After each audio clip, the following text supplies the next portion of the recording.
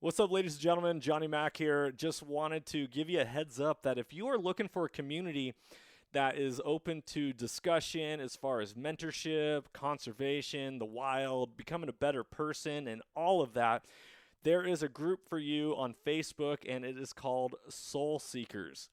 Soul Seekers, we are all about making ourselves a better person. We're all about making sure hunting lasts for generations to come and encouraging people to get plugged in. Whether you are someone who has something to give or someone who needs to soak it up like a sponge, this is a community for you, and I strongly encourage you that if you're on Facebook to join Soul Seekers, and if you're not on Facebook, hop on there just for that group.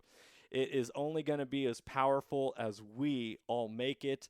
And so just remember that life happens for you, it doesn't happen to you, and that you can't outgive good.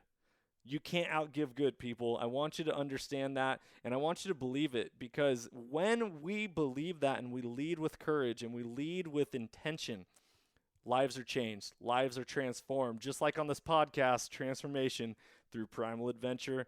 Be blessed. Enjoy this episode. Talk soon.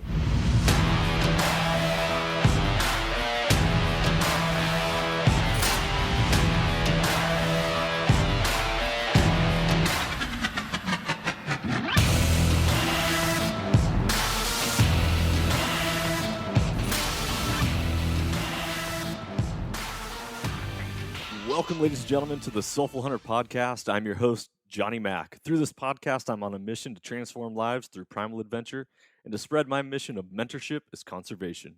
This podcast is powered by Washington Backcountry, a resource for all hunters, both new and old. To find out more about Washington Backcountry, go to wabackcountry.com or search for Washington Backcountry on Instagram, Facebook, Twitter, and YouTube. The Soulful Hunter Podcast is also proudly presented by the Crazy Elk Company. Based out of the state of Washington with products made in America, they are providing solutions with gear to problems you didn't even know you had. Their tag wallet is one of those solutions, and I had the pleasure of using it on all of my hunts this last year, and it is now a mainstay in my kill kit.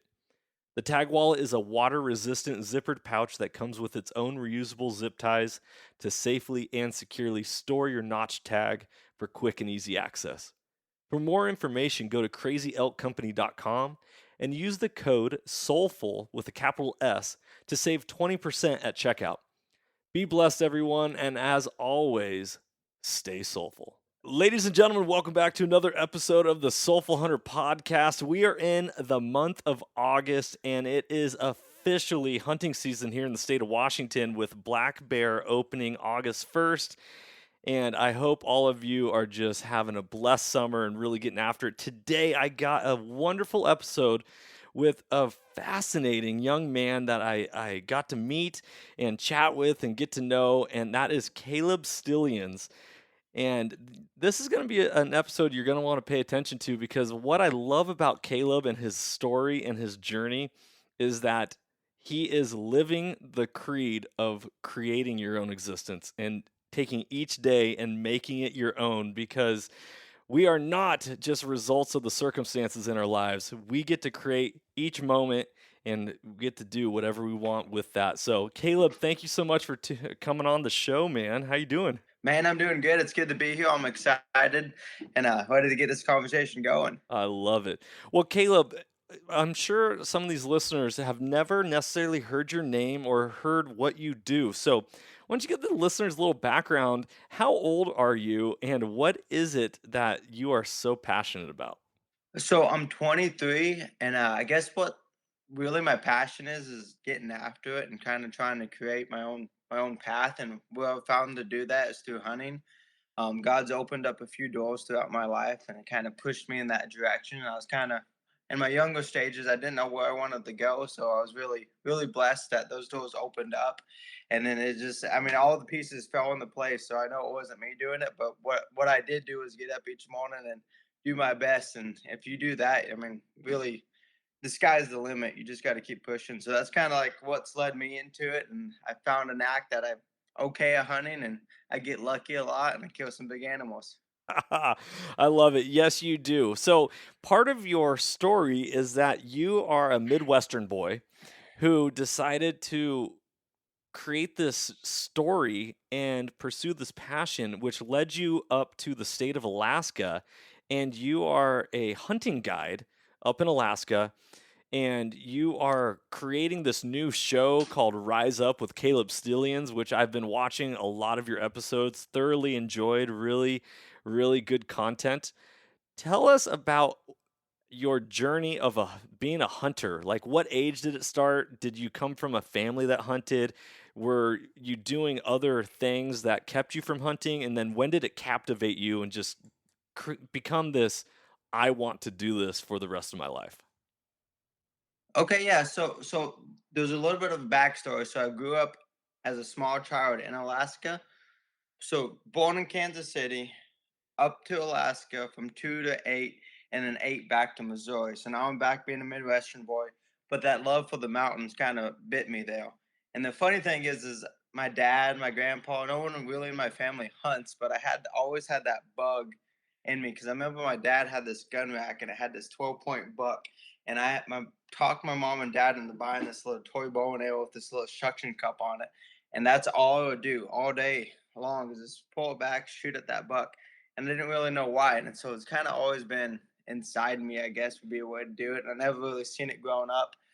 So it took a lot of work since my family's not in the hunting to talk my mom into letting me buy my first bow and gun.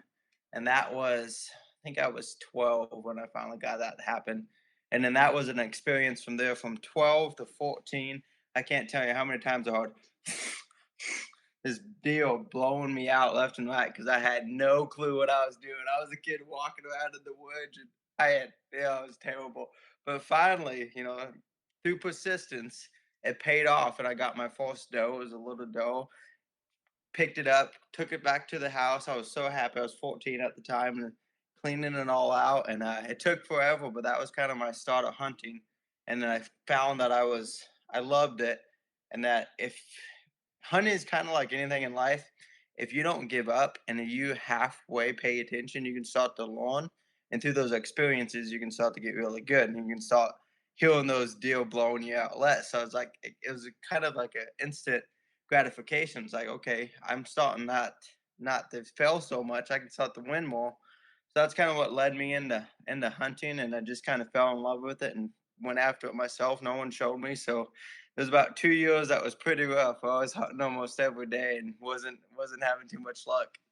Man, yeah, that's pretty impressive. So did anyone ever teach you like how to field dress an animal, or was this all just you had a pocket knife and you just kind of figured it out, or did you have any mentors that took you under their wing?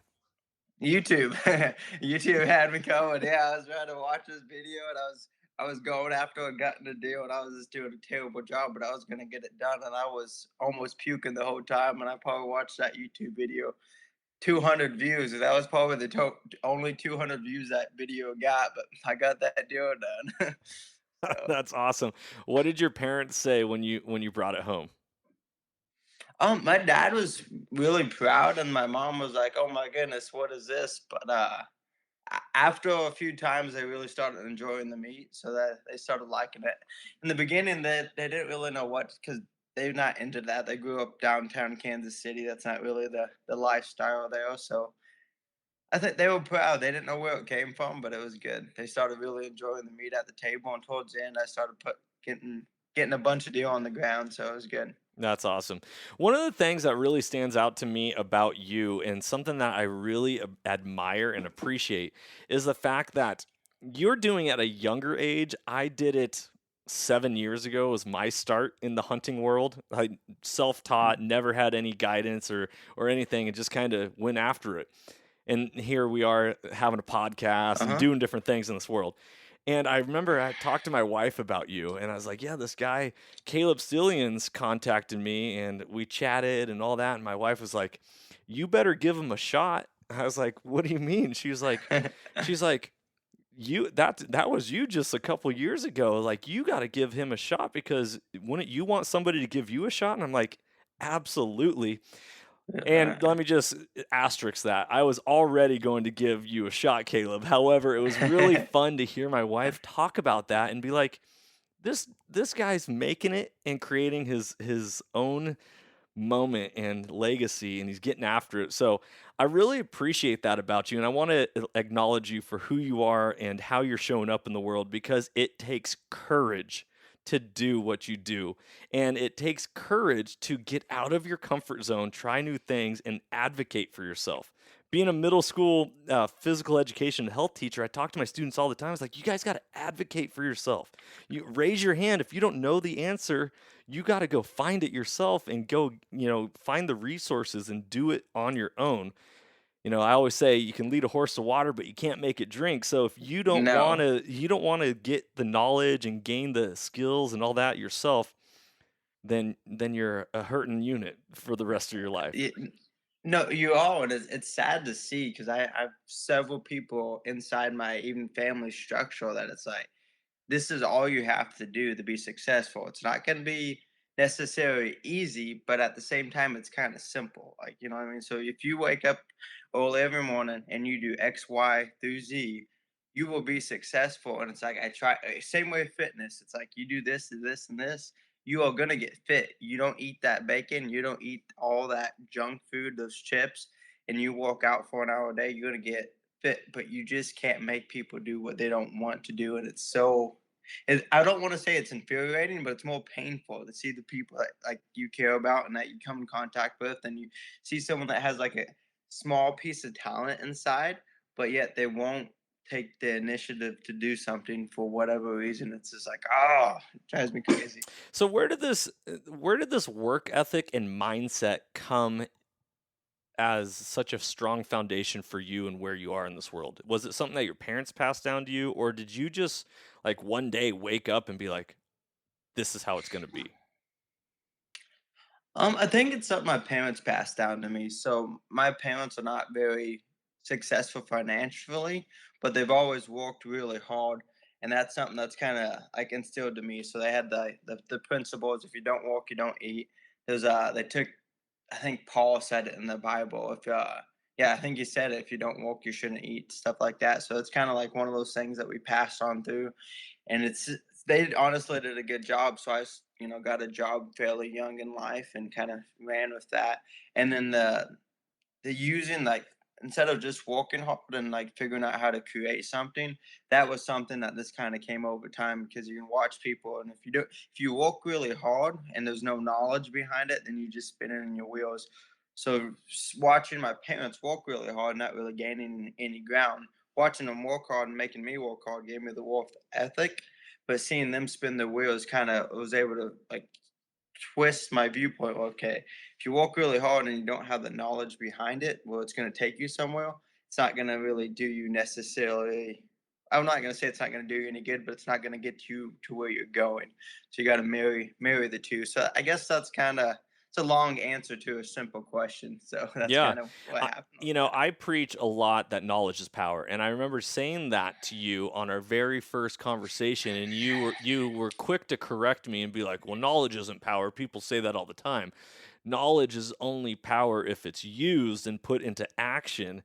And Amen. you made me chuckle because I know that, and I don't say it like that because I just don't want to say it like that. I Uh huh. also say it with the intention of just knowledge is power, because people are so lazy to not own their own knowledge nowadays. That's the thing Hmm. that I really like. I stand firmly upon being an educator and working in the schools, is that we're so quick to go to Siri or Alexa or Google or YouTube, and those resources are great, but the retention of knowledge to be able to know your craft, hone your craft, have a skill set that is going to lead towards success and allow you to thrive in this world, is something that people don't read anymore. They don't dig in. And you're a Bible believer, you just quoted Paul. So, in the Bible it says, "Study to show thyself approved unto God, a workman needeth not to be ashamed, rightly dividing the word of truth." And that first part is so, that when I read that as a child, I was like, "Whoa, that's heavy." Oh yeah. That's where a lot of my mindset and my view of the world actually stems from. Is like, you got to study to show yourself approved. You do. You gotta have that wisdom from the past, and I mean, God put a lot of it down in the Bible. There's all that you can get into your head. So then, when those trials do pop up, you already have that rooted into your mindset. So it's not like, oh crap, I'm a deer in headlights. It's no, I'm on the offense. I'm gonna strike because I know what my belief structure is rooted in, so I can navigate the situation with wisdom that's been passed down through centuries instead of just going off your instincts. Yeah, and the interesting thing, and which is often forgotten about, is there's a difference between knowledge and wisdom. Knowledge is having information and, like you said, not doing anything with it. Wisdom is knowledge with the experience to go behind it Mhm. and to make the decisions that are going to benefit you, your family, and your community. So, Caleb, here you are, Midwestern boy. You were born in Missouri. You moved up to Alaska for a little bit. You returned back to Missouri. And when you graduated high school, did you know what you were going to do? Did you know that you were going to head back to Alaska, or what was this journey that you were on that took you to where you are now? Okay, so what kind of happened with my journey leaving out of high school was I didn't really know what was going on. I was wanting to halfway join the military, possibly do the Navy and try to do the SEALs. But at the same time, I was fortunate to do really well in competitive archery when I was in high school with the NAS program. And I was able to receive a pretty hefty scholarship out to Bethel University to shoot archery. So I was like, well, shoot, if I don't take this, then all that's going to go away. I might as well just go check out and see what college is about. At that point in time, I was college wasn't, it wasn't something I really wanted to do, but I got it paid for, so I might as well just go check it out for a little bit because that archery. So I went out there and then started shooting, and the assistant archery coach married daughter married an outfit up in Alaska, and I kind of formed a relationship with her. We wind back when I was in high school. As soon as I got my driver's license, I was going out to Colorado, climbing every mountain I could get on without getting in trouble for trespassing. And one of the mountains I climbed up and I seen a white dot way off in the distance. I was like, well, that's probably a mountain goat.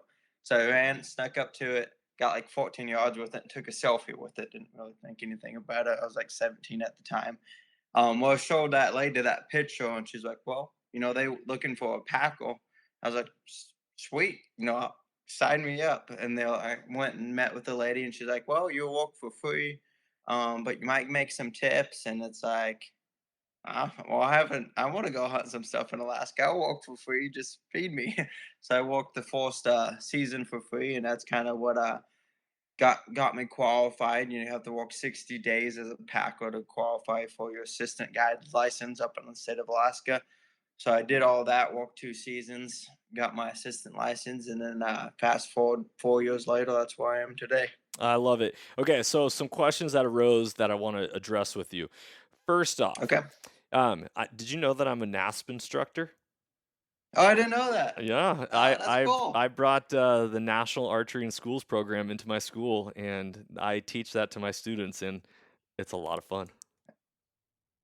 Attaboy, yeah, no, it's a good avenue to keep kids engaged, and it's also a lifelong skill. So if you teach them, so not knocking any of these other sports because I played sports in high school and I loved all of them. But if I play football, if I'm not exceptional and if I'm not gifted with the bone structure as a football player needs to be built, because I'm a small guy, I'm like 5'10", 175 pounds. I'm not a huge dude. I can't really take that to the professional level. I'm not fast. I'm not my 40 times like 4'9", so I'm not crazy fast. But archery, it's a mental game, and you can put in the repetition where your bone structure really doesn't matter. It's about how hard you work. So it gives these kids that are not this crazy athletically gifted to get into the sport, and really, if they dedicate themselves, excel in it and pay for college and go on to they can go take it into the Olympics. They can take it into what is that? A IBO, ASA, those all Yep, those different tournaments they can take that into. So it's stuff they can compete in their entire lives, and that just kind of opens it up to them. that's awesome. Okay, so that was brief side note, but the question I want to ask you is, So this outfitter was like, okay, you can come be a packer, but you got to work for free. So they obviously, I'm assuming, so correct me if I'm wrong, they put you up Hmm. in a shelter. Maybe it's a tent, and you are just packing meat and capes and or whatever it is, and for 60 days. And then how long is a hunting season up in Alaska? Like what is the time frame that you're looking at? Yeah, so the full season, so it's beginning of April until I work from the beginning of April until end of June, that season. And then the fall is usually from like if you do sheep season, August until, I mean, hunting season goes all the way to who knows when, but usually it kind of starts shutting down to about November, beginning of November, mid-November is when the hunting season's kind of all. I went up there and packed, all my amenities were supplied. They bought my plane ticket, and then I did everything. I babysat, I packed out animals. I went and set up baits. I went and set up blinds. It was fun because here I am, Midwestern boy, and when I was up in Alaska, I was little, so I didn't do any of this stuff. I was running. They gave me a crash course on a jet boat. Like, this is how it runs. This is how this. Don't kill yourself and don't sink the boat. Main thing is don't sink the boat, is what they told me. It's kind of funny looking back. So here I am running jet boats up freaking 7 mile or 7 hours up river. I was running the China and the Sacha, running bait at 19, never done it before. And I mean, if stuff goes wrong, does not help. So you just run it up and around. So I did, more or less, long story short, I did about everything and did it for free, but it was fun. It was a learning experience. The reason why I'm telling all this is that I meet a lot of people and they like complain about the situation they're in and that they're not getting paid enough. Well, sometimes you got to look at life as life happens to you, so it's experiences that could be setting you up for the future. And sometimes you have to take the hit in the now to be able to be successful in the future. It's kind of like you tie it to Rocky. So you got to take some shots getting inside, but once you get inside, you can kind of own the day. So sometimes you got to take those shots. I love it. I gotta interject right here. You said life happens to you, and then but you said with that you take those experiences and then you grow off of them. I don't know if you listen to this podcast at all, but I actually believe and I say all the time that life doesn't happen to you. It happens Mm-hmm. for you. It is Mm-hmm. everything is an opportunity to grow, which is exactly what you're trying to say or what you are saying. Um, but that's the thing is like it's all a matter of view, our perspective, right? Like I hold up this water bottle right here, and you only see this side of the water bottle. You don't actually know what's on the back side of it or what's to come in the future, and yet all we ever see, and more often than not, society only gets tunnel vision and it looks like maybe at their feet or 5 yards in front or at the day or the week, and the vision for the future and for their lives is something that is lost and forgotten. Mm-hmm. And it's sad, it's disheartening, but it's really uplifting hearing someone like you talk about this journey and how everything is a stepping stone to progress into the life that you want to create. Oh yeah, and like sometimes you would take a back step, and sometimes you would take 10 steps forwards. But spinning off what you said, I think it was Maximus Aurelius that said that it's not the events that affects a man; it's the view that he decides to take on them. So sometimes you have something that happen that will push you back, and so this situation when we go on and packing, it set me up. It worked out well, but I made other decisions that I made them, and it didn't get. It actually moved me in the direction that I didn't want to go. But you can still take the review and learn from it, and still backpedal and spin, and get back to where you want to go. So it's just all these things that happen to you. It's like you got to decide what view you're gonna take on them because it might be a really crappy situation, but if you can figure out a way to twist it and find some way you can pull meaning from it, it's still not a loss. Yeah, I totally agree. Okay, I got two things for you. I want to have you. You might have to answer these sequentially, or it's all kind of intertwined. What you spend? I would imagine as an outfitter, it costs a lot of money to go up to Alaska, pay an outfitter. and then you're probably surrounded by a lot of very wealthy individuals that would be considered successful in the everyday aspect. Mhm. Here you are, you gave up. I'm assuming your college dream, or even whether I don't know if it's a college dream, you just gave up college to Yeah. pursue this other route. So, at the end of the day, what is it that you're working towards, and what have you learned by not going to college? Because as a school teacher, their public education is just constantly pushing people to college, and I'm like, I don't agree with that necessarily. It's the individual is different. So many 18-year-olds don't know what they want to do with their life, and yet they're just spending money and willing to get in debt for nothing, and then they don't even graduate or pass or do anything with their degree that they get. So what is your journey? What are you working towards? What are you wanting to get? And and how are you going about that?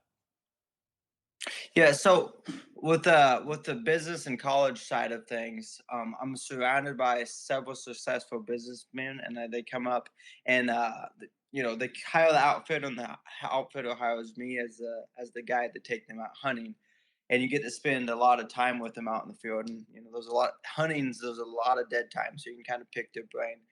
And I actually stayed with college for quite a while. I just dropped out doing this COVID stuff because I was getting fed up with it. I was still seeking a finance degree. Why I was doing all this guidance stuff, because I was like, well, I got this academic scholarship, so I might as well just continue to run with it and all that.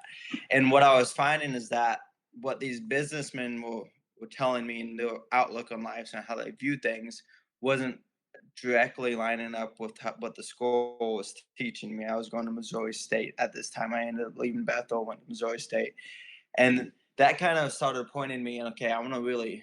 There's a difference between knowing how to do something and read it out of the book, and knowing how to do something and doing it in real life. And there was a huge discrepancy between that. So eventually, I was like, This is something that I'm finding it's really important not to be too like split focused.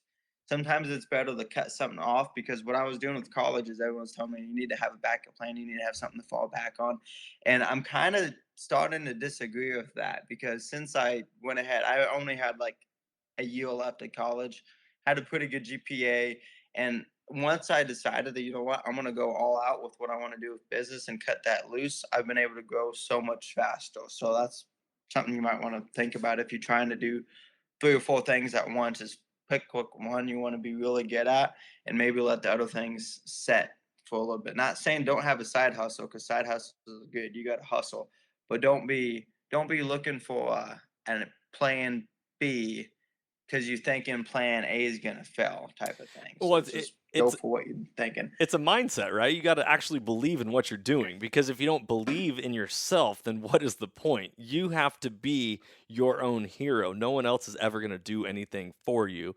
And I love what you said there, because being a jack of all trades is cool, but it also means that you're an ace of none. And Hmm. and shotgunning life can accomplish some things, but the precision is where you have a lot of success and a lot more reward. Oh yeah, and it's quick more side note on the college. A lot of people will say no one can take that degree away from you. Well, that degree doesn't make you anything. It's that you are who you are. Don't be so focused on a piece of paper, because no one can take you away from you. That degree doesn't make you who you are. It's like you decide that through work. How I'm accomplishing my goals, I'm qualified to take my registered guide license, which makes me the outfitter going forward. I have the show. The show's kind of coming together, and I have several things in the works that I'm not going to get into too much detail on this podcast because they're not ready to go public with. Writing a book, a kid's book that has to do with archery, so that's fun. We've got it written, going through the editing process, the graphic process, and I'll touch on that real fast because it's kind of exciting. It's the thesis is behind it is that the subconscious is more powerful than the conscious. And the biggest like learning hurdle when you start with something is not being familiar with it if you're just totally out of blue. So the book is focused from like 2 to age 7, range, and it's kind of a big range. So we're actually editing two versions right now. And the thing is behind it is that I had a little bit of success in archery when I was younger. And I know well, you're familiar with NAS. There's 11 fundamental steps to archery. So we're taking all 11 fundamental steps and I wrote the story and I plugged all 11 fundamentals throughout the story so it hits on each thing that you need to do to be a good shot in archery, and it also incorporates like shooting, safety, all that into one. And it's an interactive story with a dad, a son, and his mom, and how they should theoretically interact and shoot safely and what they should do to shoot well. So that's one of the things that we kind of working on accomplish is education. So now we can put out these books. People can buy them that are into hunting. They can read their kids. It's quality entertainment for the kids. And they can read them to their kids and get the kids familiar with how to shoot a bow really well. And while they're reading it to them, if they're not that good of a shot, maybe they can pick up some lessons from the book as well as the mom and dad. So that's one of the things we got going on, and just kind of going with that. We have a few other things, and I don't want to get too much off in the weeds, but that's a few of them. I love it. Well, you mentioned your show. So go ahead and talk about your show because not everyone has a hunting show. And yet, if you're a hunter, or I'm sure at some point you're like, oh man, not the royal you, as in anyone, I'm sure is Uh, like, man, having a hunting show would be cool. And yet it is a lot of work, and really at the end of the day anyone could do it if they just want to bad enough. But what it would talk about your show, Rise Up. okay, yeah. So Rise Up is something I've wanted to do for a long time. Not really the name Rise Up, but I was like, man, it'd be so cool to capture some of these things that are happening. But a lot of times, the coolest things that happen are like, okay, I gotta have both of my hands on my gun, or I have to have both of the hands on the wheel so I don't crash this boat. So like, I need to get another guy in here so I can start filming this and we can start putting these shows together. So that kind of is what caused a concept that happened. And I went to college actually with that. My roommate was in film school. I forget what they call that degree, and that's kind of how we linked up and got this thing put together. And the show is it's a hunting show, and we hunt in grizzly bear, brown bear, moose. We're gonna do mountain goat this next season, elk, on hopefully a Spain ibex, depending on what happens with COVID. And we're gonna try to get all these different animals in here. So it's kind of it's more entertaining than would say just sitting in a tree stand, because it's a lot of mountain hunting. But also we're trying to influx some like philosophy with it and mindset, so that it's not just another hunting show where it's just okay, we're gonna go out and we're gonna kill this animal and we're gonna bring it back. We're gonna explain like the experiences that happen through hunting and why hunting makes such an impact to me as a hunter, and to what I feel like other hunters feel going out, is that there's a spiritual connection that happens with it, and it's not just a kill sport. I'm not just going out to kill this animal. I'm going out so I can know what it feels like to be cold. I can sit here and look at nothing and reflect on life and figure out, what could I change? What am I doing right? And be thankful for the things that God has put in my life, that I know it wasn't me that did that. And it's a whole realm of emotions that happen when you hunt. And then its climax is when you harvest the animal, but then you quickly come off that climax and you go back to a stage of almost like borderline grief, and then back into thankfulness, because you just realize you killed this animal, and now you get to take this animal home and feed it to your family, or you're sending an individual home with their trophy, their dream thing that they always wanted to do since they were this big and they finally made it happen. So there's a lot of emotions that go in, and it's not just going out and killing something like, yeah, get it done. There's a lot that happens to it. So that's kind of what we're trying to capture with the show. Yeah. And so you are in season 1 of your show. And how do people find your show, and what what do you plan on doing with it? Is it something that is just a great legacy piece for you to look back on and show your kids when you end up having kids? Or what is, I understand the premise of it 100%, and you explained it very well. But at the end of the day, is it to promote your guide service, or what is the purpose of it, and what is the direction in which it's going to go? Okay, so the show is its main thing is to inspire people, but it also is there the promote. promote the guiding, and then promote the other companies that are like in the process of being structured out. So it's kind of killing three birds with one stone. It's doing its job of hopefully inspiring people to get out and get after it. It's promoting the hunting business, which is going to save me money on shows. And then it's also going out there and getting my name out there for, say, I got hats made. They can go out and find a hat, they can buy a hat. They can go out and buy these books that they can read their kids or grandkids.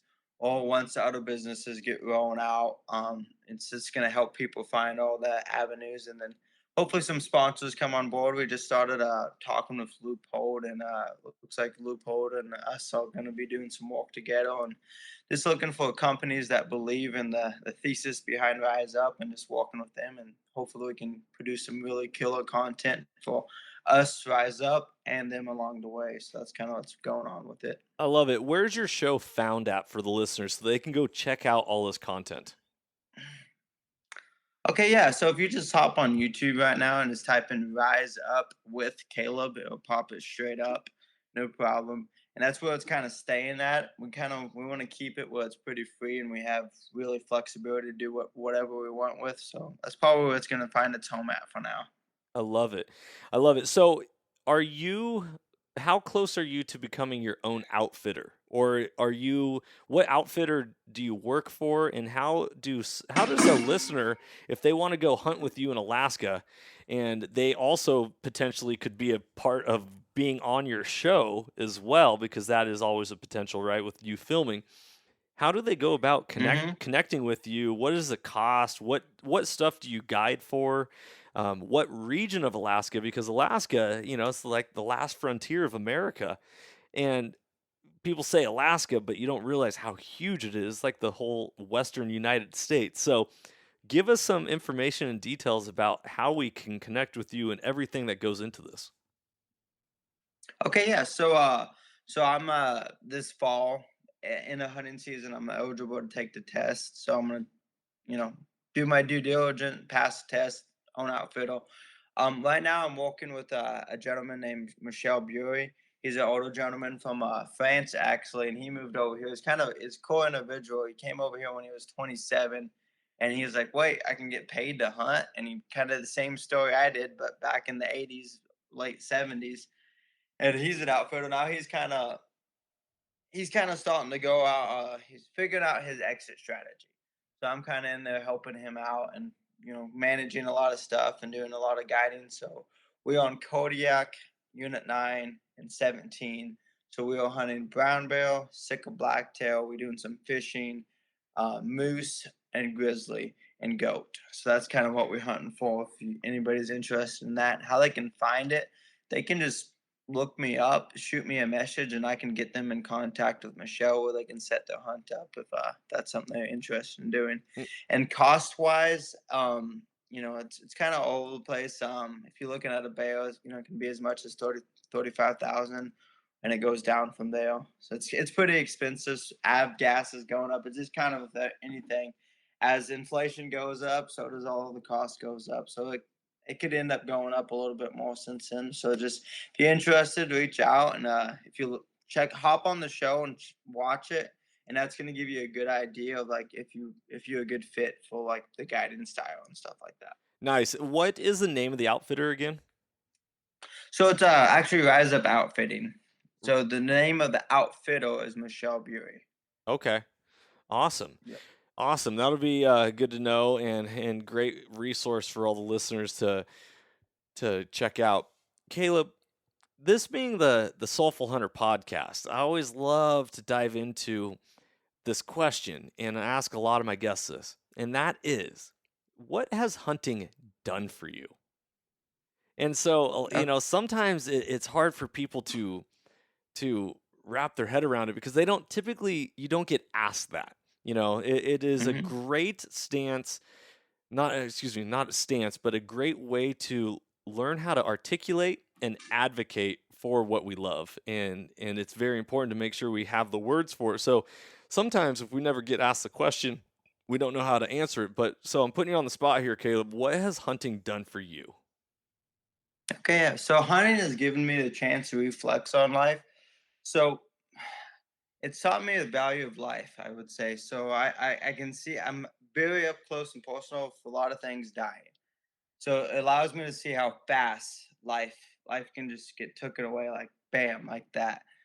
So it's gave me the ability to see that and realize how short my lifespan's gonna be. So it's like even if I live to my full life cycle and say I'm lucky and I hit 95, that's really not a long time. So I need to get my butt in gear and do the most that I can and hopefully make the most impact in a positive way. I would say that's the biggest thing hunting's done for me. And it's done so much because it's allowed me to have this career. It's allowed me to get connected with the nature. I spend, I mean, heck, I don't know, 6 months out hunting nonstop. So it really lets me see the beauty of God. I mean, I believe in Jesus Christ and God created everything. So it allows me to feel connected to that because you can really look out and you can see all these little intricate details and you can think God made that and he made me. Even though my life is so finite, I can still have a little impact and a big I can be that little drop in the puddle that's positivity versus negativity. And hunting kind of allows me to have the free time to let my mind kind of expand on that and think about it and my next moves. So that's what hunting I guess has done for me. I love it. I love it. As we are wrapping up this show and coming to a close, one of the things I wanted to ask you is to share whatever words of wisdom that you have for the hunting community or whoever is going to be listening to this episode. What advice, encouragement, words of wisdom do you have that you can take from your experiences in your life and give to the world? Okay. I don't know how wisdom there will be, but I'll give it my best shot. Um, I would say is don't if you like so quick story. I had a buddy pass away this past fall, and it was kind of a bad deal. And he committed suicide. So it shifted my viewpoint about a lot of things real fast. So I would say one thing that I've really changed my way of thinking is to get in other people's business. If you close with somebody and you think something's off, um, don't don't be worried about like holding their feelings or saving face. Sometimes it's better to have the awkward conversation right then and now and push the situation than let the situation rest. Because you never know what the next when the next time you're going to be able to address that, or if you're ever going to be able to address that. So sometimes it's better just to go after it and go. And that's more like mental than hunting. On hunting side of things, is that put in the miles, put in the work. Nothing comes easy. If you want the big animal, you can't shoot the little one the first day and freaking keep getting after it. Kill it every time. I love it. I'm on your website right now, riseupwithcalebstillians.com. But it's going to be riseuphunt.com here by the time this episode releases. And you have a quote from Benjamin Franklin on your website. Do you, Yes, so what is it? I'm putting you I on the don't spot there. remember putting it up though. I know I got some up. I got some with Kennedy. One that says that if you decide to accept second, that's what you become in life. And this Well, one from Cam Haines. let me jump I'm in here. trying to remember the one Let me from jump in here for you because it addresses specifically what you got done talking about with your buddy who committed suicide. And it says, "Don't put off until tomorrow what you can do today." And exactly. No, and that goes exactly with what you were saying is seize the moment. Carpe diem, right? Just today there's no time like the present. It's a gift, and that is why it's called the present. So Caleb, I really appreciate it, man. There's not many people that really live out their dream. A lot of people, they have this dream and they're like, oh man, if I could go back to this time, I would do it differently. Or a lot of people, they give up on their dream. And here you are, you're living it, you're pursuing it, you're on the journey, and that is the beauty of your story. And I'm really excited to see what is in store for you with the future. Hopefully, one of these days when I can afford it, I can come up to Alaska and hunt with you. heck yeah, let's get it done. I got one thing to say off what you just said. If you're one of those guys that all thinking, oh, if I could go back way back in the day, stop doing that right now because looking back in the past and wishing you could change stuff is futile. You can't do that. So if there's something you wanted to do back then and you like really regretting it, you need to quit regretting it and figure out how to do it today and not saying, "Oh, I wish I could go back." Do it today. Yeah. Okay, I got a question for you because I have never hunted Alaska. I've gone up to Alaska to go fishing. I've done some halibut fishing and some salmon fishing. However, if somebody is listening to this podcast and they're like, "I want to go hunt Alaska," but they're not drawn towards any specific species or animal or style of hunt. From your experiences, what do you feel like is the coolest hunt that you can get in Alaska? Doll sheep or Alaskan brown bear. Between those two. The Doll sheep is just running up and down the mountains. I love because you get such a good walkout and it's so fun. And when you harvest that animal, it's beautiful. And Alaska brown bear, you walk up to it and you like looking at it and like this thing could kill me. Like it could sneeze on me and probably kill me. Is how big this thing is. So it's between the two. It's each person's gonna have their own like thing that they want. Some people really want the moose, go after the moose. Or if you want the caribou, go after the caribou. But my two favorite are the sheep and the brown bear. I love it. How do listeners get a hold of you if they want to talk with you, learn from you, or even connect with you and follow you on social media? Okay, yeah. If they just want to follow me or get in contact with me, they can look my name up. It's Caleb Stillians. Type it in any social media. I'm the only guy that's on there with that name. My last name's kind of funny, so it's just CalebStillians. That gets across the board. If you want to shoot me an email, it's riseup@calebstillians.com. I love it. I love it. Caleb, thank you so much for coming on, sharing your story, your journey. Really looking forward to seeing what is in store for the future. And you are currently releasing season 1 of Rise Up. Is season 2 currently being filmed, or is this still a continuation of season 1 as we're going? Season 2 is gonna be started being filmed August 20th is gonna be the first time. So it's gonna be getting ready to be in the down the pipe. I got other things I'm trying to get done. So as soon as those things get done, then we'll put that bullet in the chamber and get rolling with it. Awesome. Awesome. I love it. Hey, everybody, go check out Caleb Stillians. Go watch his shows. I guarantee you'll be entertained. It'll be fun to put a face to the name and the voice and really get that personal connection with Caleb. Also, if you've ever thought about hunting Alaska, don't put it off. Don't put off until tomorrow what you can do today. But if you need to save for it because it is a Amen. little expensive, I don't blame you. So make sure to set that goal and work towards it. Just like archery, you got to aim small, miss small, and you got to have something to work towards. Otherwise, we're shooting in the dark. So, You do. Caleb, thank you so much for coming on this episode of the Soulful Hunter podcast. Listeners, thank you for tuning in. Be blessed. I hope you got a lot out of today's episode. Look forward to catching you on the next episode. As always, everybody, freedom on and stay soulful. If you enjoyed today's podcast, I'd love it if you could go ahead and give this a rating as well as subscribe. Also, you can check us out on Instagram under the Soulful Hunter Podcast. Make sure to tag us in pictures and posts and use the hashtag Soulful Hunter.